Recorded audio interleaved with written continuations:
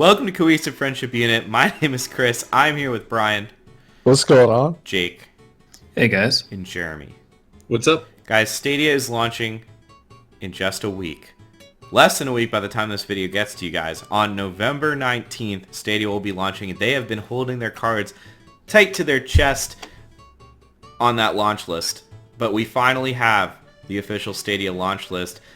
Stadia is technically launching with 12 games, but we're going to talk about those games. We're going to talk about how we feel about the launch lineup of Stadia as a whole. Is it enough to sell this, all right?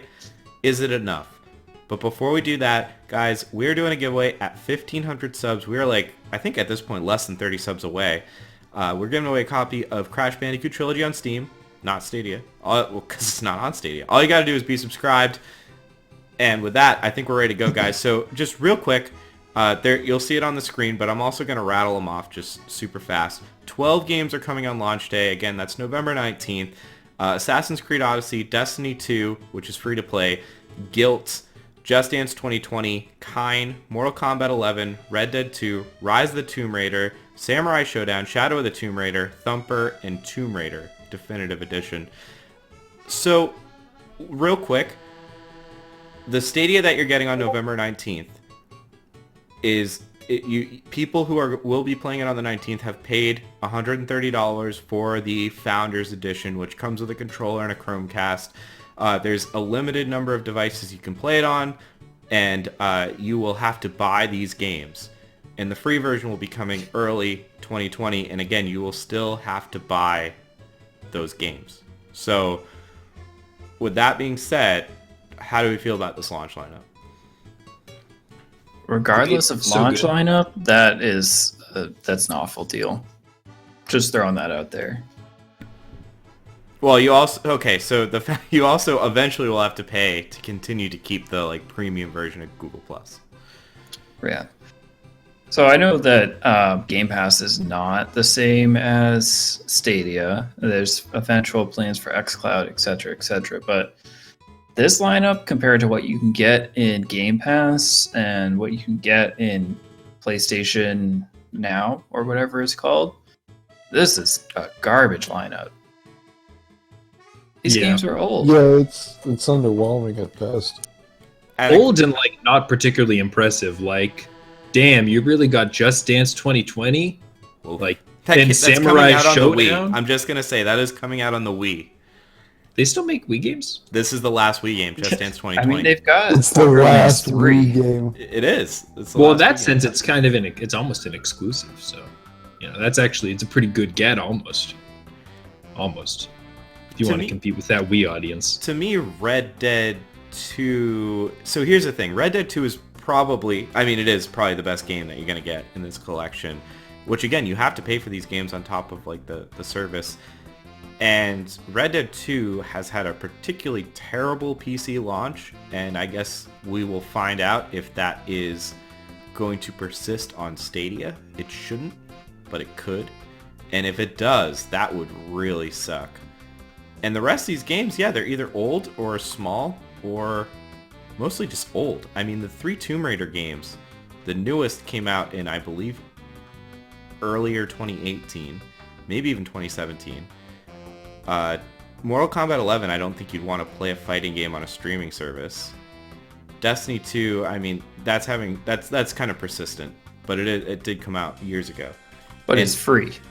It is Yeah, free. it is anywhere free. else. Assassin's Creed Odyssey is also over a year old at the time. That was of their launch. demo title for the Jake and original beta. Jake and I played Project Stream. There'll probably be some B-roll of us playing Project Stream, but that was what they showed over a year ago. Yeah, and they said that they have more titles coming by the end of 2019, which is another month-ish. And that includes games like Borderlands 3, which came out not too long ago, and it's a great game. So there's at least some good games coming out. I mean, there's good games coming out, but it just seems like a short lineup for being so expensive. And it's not anything that you can't get on every other single platform that you don't also have to pay for just to use the platform. Right. Chris, why do you think that Red Dead 2 won't have the same problems on Stadia that it has in the standard PC version or the PC launch version? Just because they'll ironed out the bugs? Or? Well, that and it's theorized. Again, we don't necessarily know because the Steam version hasn't dropped yet. It was kind of a timed exclusive for the Rockstar launcher. It's theorized a lot of the problems are linked to the Rockstar launcher, but again, it's hard to definitively say. Got it. Also, sometimes throwing a shit ton of computer hardware at a problem fixes it. So maybe. Maybe. They didn't take the like. Clearly, they want to get into the gaming market, but you can't just put your servers to work on that. You got to have some foundation work. Like Google hasn't bought any studios, have they? They've founded their own studios. They haven't outright bought any, so those projects are not going to be. Yeah, but like they haven't really done anything notable with one of those studios. Like they don't. Yeah, but you can't just. You have to have. Microsoft is coming at this from the perspective of a newcomer, in a sense, a newcomer with an insane amount of money. But you know they're acquiring talent, and it's like Jake said, you can't just throw a bunch of hardware at something and be like, oh yeah, people will buy it. It'll be great. I want to draw a comparison to a recent console launch that got a little bit of flack for the launch lineup, but ended up working out. And I think I know why we were more accepting of it, but I just want to dissect it. The Switch, right? Switch basically launched with Breath of the Wild, 1-2 Switch. I'm just going to list like cartridge games, not like eShop games. Skylanders, Super Bomberman, Just Dance, 2017. And then some Japanese exclusives. Really wasn't much there. Chris, real fans of the show will remember that Brian and I did not give Nintendo a pass, and we were both very critical of that launch lineup. Well, but also with Nintendo, you knew that there was going to be better stuff coming down the road. Like exactly. I'm reading this Polygon article that you said that Chris sent. It's just like going over what this is, and it's like, Google also confirmed 14 additional titles, including Farming Simulator 2019, because you need to stream that. Football Manager 2020, NBA 2K20. Like nobody's going to care about this. Whereas, like, that's laid out like the Switch you had by the time Zelda launched, the Switch you knew Splatoon 2 was coming out, Mario Kart was being released, Mario Odyssey was on deck for the end of the year. Like you know. Right, I think the Switch.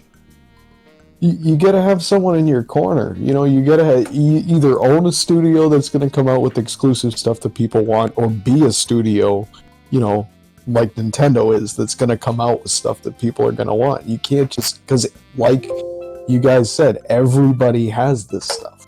It's not unique. You don't need to stream this. And I think coming out of the gate for Nintendo with Mario and Zelda really cushions the impact for them. Right. Like you got a couple of different options, you know, and it's the promise of new titles to come. Like you kind of know how things are going to go with Nintendo. Like they're going to come out with a Mario game, and they're going to come out with a Mario Kart version. Like there's going to be a Smash for it. You know what to expect with this. Like it's not established. Yeah, it's a real stumble out of the gate. It's not just like a 1 foot stumble. It's kind of a 2 foot stumble. So there are two more console launches I want to talk about, just to like draw a reference, so it doesn't seem like we're just shitting on this for the sake of shitting on it. This to me seems a lot closer to the Wii U's launch lineup, which, just for a quick reminder, I'll just list a few, had basically Assassin's Creed, Batman game, Call of Duty Black Ops, Darksiders, Just Dance, again, it loves to show up at launch. Really, I guess what I'm getting at is it had a lot of older third-party games, Mass Effect 3, but really the only Nintendo game it had at launch was Nintendo Land, which, surprise, surprise, didn't sell super well. It also had new Super Mario Bros. U, but that is It's not Zelda Breath of the Wild, and this seems a lot closer to that to me, like older third-party games.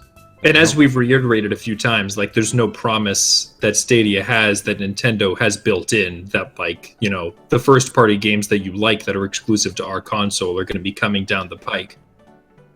So the big promise is that you will be able to play Red Dead Redemption 2 on your phone wherever you want. That's the dream, dude. Yeah, but that's gonna suck. Like, Yeah. I'm not saying it's not going to suck. I'm saying you will theoretically be able to use all of your data in like an hour to play. yeah, but why would you want? Like, I get why you would want to for like 2 minutes. Like, hey, look what I can do. But you know, if that's not, it doesn't really represent anything. I don't think. Because you're not going to want to play that game on a phone. Even if you have a separate controller, like, you're not going to want to do that. You're going to want to play it in front of a proper, like, monitor or TV. It's also going to be the most expensive way to play the game, given that you have to pay for the service and for the game itself. And once you stop paying for the service, you will no longer have access to the game, at least on the premium end. Like, you won't be playing Red Dead at 4K once you stop paying. You'll be playing it a lower resolution. Yeah, $130 that's a lot. I mean, we just did a video last week about potential sales on slightly old consoles, and we are predicting that some things are going to drop to the $100 range. And you're expecting people to pay $130. I mean, this is the Founders Edition, but it's like, that's a lot of money for 14 games. That's you have to buy each game after that, and you I'm trying to verify it. I'm pretty sure I'll correct it in the video, like with a text thing. I think you only get 3 months with this starter kit for $130. You only get 3 months. So you get 3 months plus a voucher for someone else to use. Yeah. So if you get sick of it after 3 months, you're stuck with a $130 brick. Well, it's a Chromecast, so you can do like some stuff with it, but and you get a controller. To play one game on launch with Stadia will cost $200. I mean, they've got Doom Eternal coming down in March 2020, which will be the first new game that they're gonna have. Which that's definitely a good game to have, but when like you're launching with titles that probably most people already own or are just straight out free to play, it's not a good look, Google. well, I think the timing is especially bad because it's right at the end of the lives of the PS4 and the Xbox One. Like, the prices are going to come. The market is really tight in that segment right now. You're probably going to be able to buy a PS4 Pro for like $250. Right, and you get the whole like Sony exclusive library and all that stuff. You get the games by forever. the way, you still have to buy. So yeah, and you get the games forever. Like you buy the disc, you pop it in. Boom. Even if the shit goes down, even if you can't connect to the internet, you can still play that fucking disc. So what about, we briefly touched on this, but there are 14 additional titles coming by the end of 2019. And I'm just going to Jake or somebody rattle through them quickly, but I mean, Attack on Titan 2, Borderlands 3, Dragon Ball, Farming, Final Fantasy 15, Ghost Recon Breakpoint, which had a horrible launch, NBA 2K20, which is essentially a casino, Wolfenstein Youngblood, which reviewed mediocre. Any of this looking like a redeeming... I don't know. No? Okay. Well, there are good games. I mean, Borderlands 3, great game. Metro Exodus. Metro Exodus, great game. Rage 2 just launched. Fortunately, I don't know how well that was received. I didn't play it. I think decent. But from what I heard, it was kind of basic, but don't quote me on that.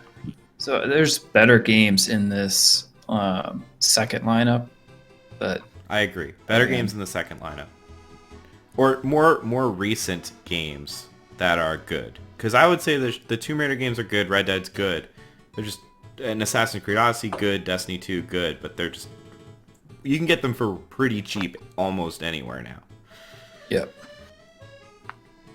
And I have a feeling they're going to be charging close to full price on all these. Right. we were giving away a copy of Assassin's Creed Odyssey. So you could just stick around this channel and get a copy of one of these games. We gave that away like a year ago. Shit. That's how, like... A year ago. Yeah. Yeah. Okay. I mean, any other thoughts on this? Do we think... So this is obviously not like a great launch. Do we think that like this will damage Google Stadia in the like short to near to midterm? Like, do you think that this precludes Stadia becoming a successful platform, or is it just a shitty launch that doesn't matter, in a year or two? I think it's going to be the next Google Glass. Yeah, it depends if they stick with it, and I don't think they will if this doesn't work out. Because they got so many other things going on. Like, they don't need to be doing this, and this launch is not going to be. It's not going to be impressive. Google has a history for dropping shit. So if it comes out of the gate, doesn't really have high levels of adoption, maybe they just ditch it? That's the fear. It'll stick around for like a year or two, and then that'll be the end of that. Because they're also putting a lot into it on the back end, potentially. And I say, you say that's the fear. I say that's the hope. I do not, look for them to succeed. That said, I do think if they had the desire, they probably could turn this into a successful platform. They have the money. They have the resources. Yeah, I don't think this precludes them from having a good platform down the line. They do drop things pretty often, but they are also launching at a good time to compete with all the other companies that are also launching these streaming services very soon. And I don't see any way that this concept is not going to work going into the future. The whole idea of streaming games directly to your device without any installs, I think that's here to stay. So they may stick it out and dump a bunch of money into this to make it work. I see this as, like, right now, what I see is this is Xbox time. Now is the time for them to just, like, come out with, like, this is gonna do what it's its thing. Probably not great, is my guess, because there's already a lot of other launch problems that are happening with Stadia. Now is the time for xCloud to just step up and just, like, do it right and do it well, and what exclusives they have, even though they're not the generation's best, use those. And actually, I just got into the xCloud beta, so we'll have some content for that coming up. And on a similar note, another company that we like to shit on, Microsoft, like, it's not apples to apples, but this Stadia launch vis-a-vis, and Jake said this at the beginning, vis-a-vis the, what's the Xbox service called? Not xCloud, the one that we're all using. Game Pass? This Game Pass already looked pretty good, and I think in comparison to this the Game Pass launch, chef's kiss, muy bueno. All right. I think with that we're all good. What should our Stadia loving subscribers do now, Brian? Well, if you're trying to figure out how to play Stadia on your Google Glass, go ahead and hammer your thoughts on that down in the word box there. And like Chris said at the beginning of the video, we are tantalizingly close to 1,500 subs, and we're going to be giving away some Banjo for you in your Steam if you're the lucky subscriber. So go ahead and click that subscribe button, because if you watch this far, you probably liked it, and we do have a veritable shit ton more content like this here on the Cohesive Friendship Unit channel. And smoke them if you got them, guys. That's all for me tonight, Chris. All right. Thank you, Brian. Catch you guys next time.